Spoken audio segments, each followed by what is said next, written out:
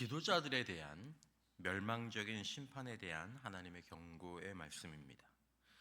5장에서는 하나님께서 하나님의 백성들에게 하나님을 찾으라, 하나님을 찾으라, 하나님을 찾으라, 표면적으로 나온 것만 3번을 하나님께서 긴박하게 촉구하시는 부분들이 나옵니다. 삶과 죽음의 갈림길이 바로 코앞에 이르렀다라고 애타게 말씀하시죠. 5장 4절에 보면 여호와께서 이스라엘 족속에게 이와 같이 말씀하시기를 너희는 나를 찾으라 그리하면 살리라. 아모스의 유명한 말씀입니다. 그리고 이제 지도자들에게 심판의 경고가 주어집니다. 그런데 이제 지도자들에게는 하나님을 찾으라는 촉구가 아닌 심판이 어떻게 현실로 나타날 것인지에 대한 그런 묘사만 나오고 있습니다. 이것은 이스라엘 백성의 지도자들이 그 말을 듣고 돌이킬 가망이 거의 없다라는 그런 뜻으로 볼 수 있습니다. 하지만 이것은 또 다른 본문들도 마찬가지지만 하나님께서 이들을 완전히 버리셨다라는 그런 뜻이 사실은 아닙니다. 무서운 심판에 대한 경고가 들려지는 것은 이 살아계신 여호와 하나님의 경고를 듣고 돌이키라는 뜻이 항상 담겨 있는 것입니다. 그러니까 심판에 대한 경고가 있다라는 것은 회개할 기회가 아직은 남아 있다라는 거죠. 막 뭐라고 얘기할 때는 나 이제 너 포기했어, 난 너 더 신경도 안 써, 그렇게 얘기할 때는 아직 기회가 있다라는 의미입니다. 하나님을 찾는다면 어떻게든지 이들도 여호와 하나님께서 말씀하신 대로 너희가 살리라, 살 수 있는 기회가 있는 것입니다. 그러나 하나님을 잊고 그리고 하나님을 경외하지 않는 백성의 지도자들이 그들이 마음을 돌이켜서 다시 회개하고 하나님을 경외함으로 겸손하게 하나님께 돌아올 가능성은 사실은 거의 없습니다. 그렇게 잘 되지 않는 거죠. 우리는 이 본문에서 한 2가지 정도를 줄여서 살펴볼 수 있는데, 첫 번째로는 이 본문에서 왜 이런 어떤 유형의 사람들이, 특별히 지도자라고 얘기하고 부유하고 뭔가 많이 가지고 있는 사람들이 하나님을 경외하며 찾고 돌아오기가 힘든지를 생각할 수 있습니다. 그런 유형들이 더 돌아오기 힘든 거죠. 그리고 또한 2번째로는 예고된 심판에 대한 두려움을 좀 가져야 합니다. 자, 먼저 이 지도자들이 어떤 사람입니까? 1절에 보면 화 있을진저 시온에서 교만한 자와 사마리아 산에서 마음이 든든한 자, 곧 백성들의 머리인 지도자들이여 이스라엘 집이 그들을 따른다. 그러니까 이들이 이제 백성들이 따르는 사람들이죠. 근데 2가지로 표현되어 있습니다. 시온에서, 예루살렘에서 교만한 사람들, 그리고 사마리아, 북이스라엘의 수도죠. 거기서 마음이 든든한 사람들, 뭐가 든든한 것들이 있는 거죠. 자, 이들의 문제는 사실은 그 자체가 문제이기도 하지만 그 원인이 무엇입니까? 하나님과의 진실한 관계에서 멀어지면 나타나는 영적인 모습 가운데 하나가 마음이 교만해지는 것입니다. 그리고 영적으로 이렇게 안일해지는 거죠. 드러난 문제는 교만한 마음과 영적으로 안일한 것이지만 이들은 하나님의 경고에 대해서 신경을 쓰지 않습니다. 자기 인생에서 별 문제가 없을 거라고 생각을 하게 되는 거죠. 왜 그렇게 생각하게 되냐면, 먼저는 이들이 하나님과의 진실한 사랑의 관계를 추구하지 않았기 때문이고, 그 관계가 깨졌거나 아니면 그 관계가 이루어지고 있지 않은데도 그 관계를 회복하려는 그런 노력 자체를 별로 하지 않기 때문이지만, 이들이 그런 하나님과의 관계가 끊어진 상태에서 항구에서 이렇게 쭉 멀어져 가는 배처럼, 항구에서 쭉 그냥 멀어져 가는 배처럼 죄성과 세상의 물결에 밀려서 더 멀리 떨어져 가는 거죠. 영적으로 병든 상태는 여러 가지가 있습니다. 여러 죄를 짓는 것도 병든 상태죠. 그러니까 하나님의 말씀이나 경고가 이렇게 웬만해서 들어가지 않는 그런 상태가 있는데, 교만해지거나 영적으로 안일한 가운데 빠졌을 때는 이 하나님의 말씀이나 경고가 웬만해서 들어가지 않습니다. 이들이 이런 교만과 영적 안일함에 빠진 이유는 하나님과의 진실한 관계를 유지하지 않았기 때문이기도 하지만, 문제는 이제 그들의 환경이 그들을 더 나쁘게 만들어졌죠. 자, 이들은 권력을 가진 지도자들이었고 이들은 부유한 자들이었습니다. 세상적인 힘들을 세상의 반석을 가지고 있는 사람들이죠. 하나님은 이들의 삶을 이렇게 묘사하십니다. 이런 것들을 보면 참 하나님의 말씀이 하나님의 말씀이다라는 생각이 드는데요. 4절 이하에 보면 상하상에 누우며 침상에서 기지개를 켜며 양떼에서 어린 양과 우리에서 송아지를 잡아서 먹고 비파 소리에 맞춰 노래를 지절거리며 다윗처럼 자기를 위하여 악기를 제조하며 대접으로 포도주를 마시며 귀한 기름을 몸에 바르면서 요셉의 환난에 대하여는 근심하지 아니하는 자로다. 최고급 친구에서 아침에 기지개를 펴면서 오늘 어떤 맛있는 걸 어디서 먹나, 음악을 좋은 오디오에서 음악을 틀어놓고 노래를 흥얼흥얼거리면서 다윗처럼 자기에게 맞춤형 악기, 맞춤형 옷, 맞춤형 자동차, 맞춤형 집, 자기만의 것들 비싸잖아요. 그런 것들은 그렇게 하고 대접으로 포도주를 먹고 그 비싼 걸, 그리고 귀한 기름을 비싼 것들을 바르면서 환난 같은 것들은 전혀 생각하지 않고 사는 거죠. 자신의 삶을 돌아보지 않는 것입니다. 그리고 내 마음과 내 믿음을 주님 앞에서 살피지 않는 거죠. 그리고 이들은 정의와 공의를 짓밟으면서 허무한 것들을 그저 기뻐하고, 그리고 그 모든 것들을 자기들이 이루었다고 주장합니다.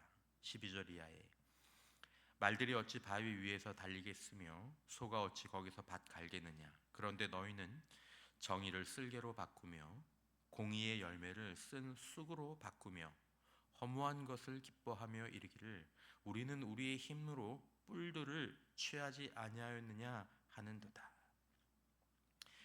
여러분, 우리가 가진 무엇들이 우리를 교만하게 합니다.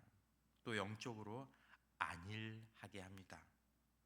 하나님과의 겸손하고 진실한 사랑의 관계가 깨졌는데도 우리 안에 하나님의 사랑이, 또 하나님이 우리의 안에서 잠잠하고 계신데도 그것들에 대해서 문제의식을 느끼지 못하게 하죠. 심판과 경고를 들어도 심각함을 느끼지 못합니다. 여러분, 우리가 가진 무엇이 우리를 교만하게 하지는 않습니까? 우리가 가진 무엇이 하나님과의 진실한 사랑의 관계를 별로 중요하게 여기지 않도록 하는 것은 아닙니까? 무엇이 우리 안에 있는 하나님의 사랑을, 예수의 사랑의 불을 꺼버리지는 않습니까? 우리가 하나님 앞에서 참으로 간절하고 애통한 마음으로 하나님을 찾고 하나님 앞에서 회개하며 하나님과의 관계가 바로 서길 구한 마지막 때가 언제였는가? 만일 우리가 이 지도자들의 모습에서 보이는 것처럼 그런 기운이 내 삶 가운데에서 조금씩 물들고 있다면 무엇인가 우리를 교만하게 했기 때문입니다. 그게 아주 작은 것이라도 그렇습니다. 세상의 힘 혹은 어떤 영적인 힘은 이렇게 우리를 교만하게 하거나 안일하게 만들 수 있습니다. 그리고 그런 교만과 안일함, 그런 것들은 결국 심판을 앞당기게 하는 것이죠. 2절과 3절에 보면 너희는 갈레로 건너가 보고 거기에서 큰 하맛으로 가고 또 블레셋 사람의 가드로 내려가라. 너희가 이 나라들보다 나으냐? 그 영토가 너희 영토보다 넓으냐? 너희는 흉한 날이 멀다 하여 포악한 자리로 가까워지게 하고, 너희가 가진 것이 그렇게 많냐? 너희가 이 사람들보다 많이 가지고 있냐? 네가 이 사람들보다 더 대단하냐? 그렇게 교만하고 왜 그렇게 마음이 든든하냐라고 하나님께서 반문하시는 것입니다. 그리고 그들의 교만함과 안일함, 그리고 그것이 가져온 불의와 부정의 문제, 범죄의 문제들이 심판의 흉한 날을 앞당길 것이다라고 말씀하십니다. 7절에 보면 그러므로 그들이 이제는 사로잡히는 자 중에 앞서 사로잡히리니 기지개 켜는 자의 떠드는 소리가 그치리라.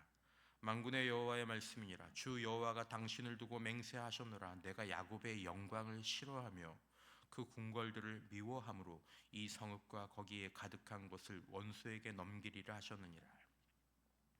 세 번역으로 읽어보면 대접으로 포도주를 퍼마시며 가장 좋은 향유를 몸에 바르면서도 요셉의 집이 망하는 것은 걱정도 하지 않는 자들, 이제는 그들이 그 맨 먼저 사로잡혀서 끌려갈 것이다.